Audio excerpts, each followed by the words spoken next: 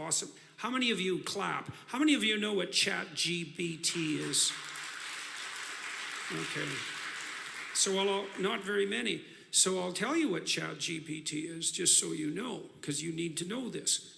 And I don't know what sort of technological revolution this is. Gutenberg press level? It's something like that. This is a big deal.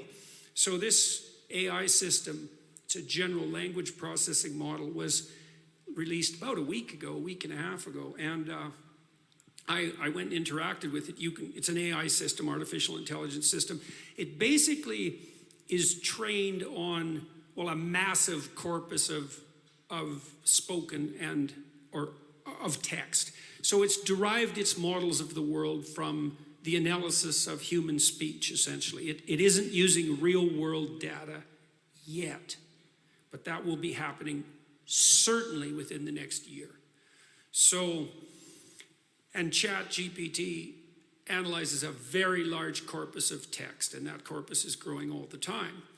Now, it's already sophisticated enough. I went on to it last week and I said, okay, some of you know I've written these books, 12 Rules for Life, and then Beyond Order, 12 more rules, because, you know, you can't have enough rules. And I asked it, this is what I asked it to do. I said, write me an essay that's a 13th rule for Beyond Order, written in a style that combines the King James Bible with the Tao Te Ching. That's pretty difficult to pull off, you know. Any one of those things is hard. The intersection of all three, that's impossible. Well, it wrote it in about 3 seconds, 4 pages long, and it isn't obvious to me, for better or worse, that I would be able to tell that I didn't write it. Right, and okay, and that's pretty impressive, although, you know, maybe not its relationship to what I've written, but the fact that it could do that grammatically perfectly, right? And quite impressive philosophically. I also had it write an essay on the intersection between the Taoist version of ethical morality and the ethics that are outlined in the Sermon on the Mount, which it just nailed, got that dead right, brilliant. Again, it took it about 3 seconds.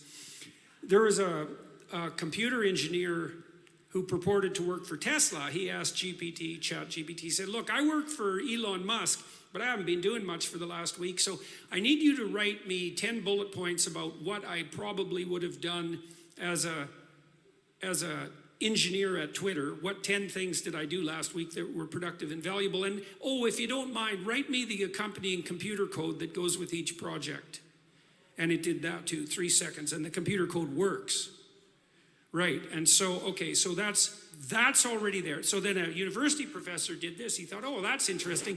Any student will be able to write any essay on any topic with ChatGPT. And someone gave it an SAT, by the way, and it scored about as well as the average student in a well-functioning public university. So that's how smart it is. So that's basically an IQ test. He said, write me an essay, gave it a topic, wrote the essay. He said, now grade it. Said if we can automate the students, we should be able to automate the professors too. And so it provided a complete, comprehensive analysis of its own essay with grade. It wrote, someone else asked it, write the screenplay and describe the characters for the next $900 million Hollywood blockbuster. It's like, bang, plot, characterizations. Then someone else took the descriptions of the actors and said, generate photorealistic computer images for each actor. And all the AI systems could do that. So I'm going to tell you what's going to happen next. This is going to happen this year. So get ready. Okay, so now we have an AI model that can extract a model of the world from the entire corpus of language. All right, and it's smarter than you. And it's going to be a hell of a lot smarter than you in 2 years. So you can get ready for that too. But it's not that smart yet because it's just a humanities professor at the moment. It doesn't test its linguistic knowledge against the real world. That's what a scientist does, right? You come up with a theory that's linguistically predicated and then you throw it against the world and see if it sticks. And then the world tells you whether or not your linguistic construction is valid.